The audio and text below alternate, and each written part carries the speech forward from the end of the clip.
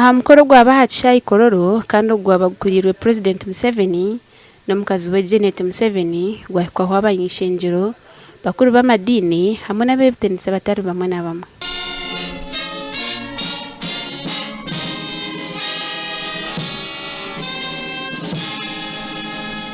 Ahantu Minisitiri w'Ebisente Matiya Kasaija yaherayo Embarira y'ihanga kandi yayeka ngo omwaka gw'ebisente ogu ebyo buhinji n'obuyisa by'urwo musente tuririyooni 1 na biliyoni 89. Is a project to contribute 26.8% to our GDP. The agriculture sector is expected to grow by 4.3%, largely as a result of growth in food and cash crop production, livestock, as well as recovery in fishing. This is the same rate at which the agriculture sector grew last year. The sector contributed 24.1% to the total economic output.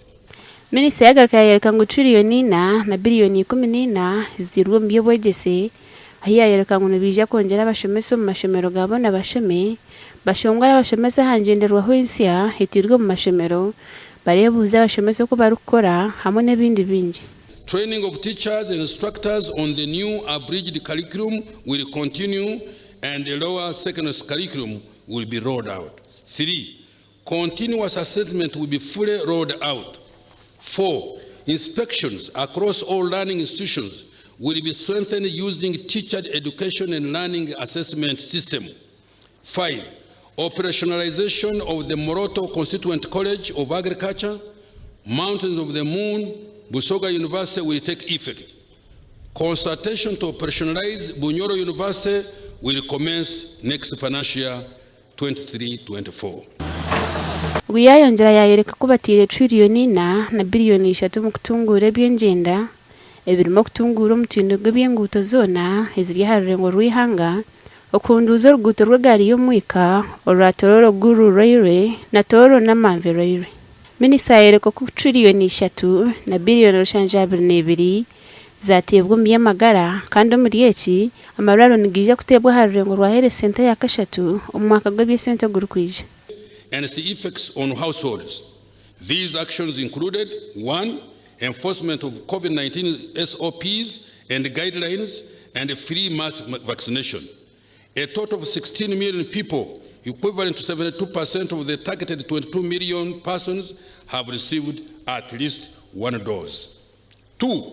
Provision of shilling 53.5 billion as cash relief grants to adversely affected people, including border riders, saloon workers, food vendors, private school teachers, ghetto residents, and street vendors. Omubutumwa bwe President Museveni yajumerera bakuru b'amashomero abarukubinga abana habwe bishare by'amashomero obwari barukwenda za allowance. And the reason why these children drop out is because of the school charges. I've been telling you about this so many times, begging, talking,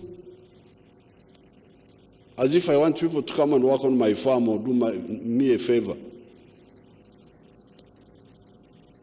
So now this is a big problem for the country.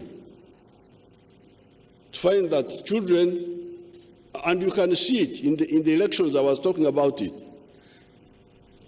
In the primary school, the enrollment is 10 million something, 10 point something, almost 11.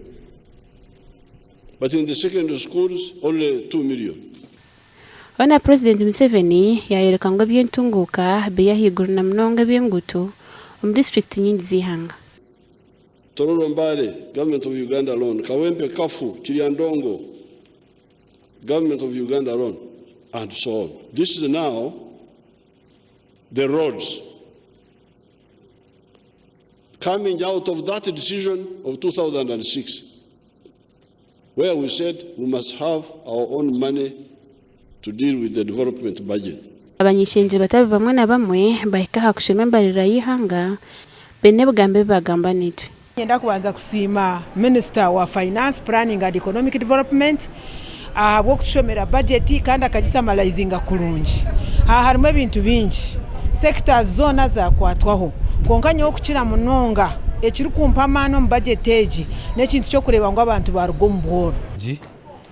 Yaba ebintu bukozirwe nko kubyashomwa oburu Munya-Uganda naza kugira amagara marungi abo kuba amarwariro regional referrals na hospitals mbaza kongeramo ibyoma byone biturene bubura mbaza kubitekamo health center zone health center 2 baza kuzikora health center 3 baza kuzapa grading itwe nk'abamemba ba parliament umurimo gwitu no kwa appropriating funds zo kuzo mu mashomero ago kandi mwena mwahurira mu budget education center bazihereza nituteka ngo itwe tukoziro gwitu konka echo tukuza komaho nituje kushoma no ma district gate kureba amashomero agagariyo ngakora gata ningira ngo hate president yatwigura meisho wa TV West ni Susan Charsima.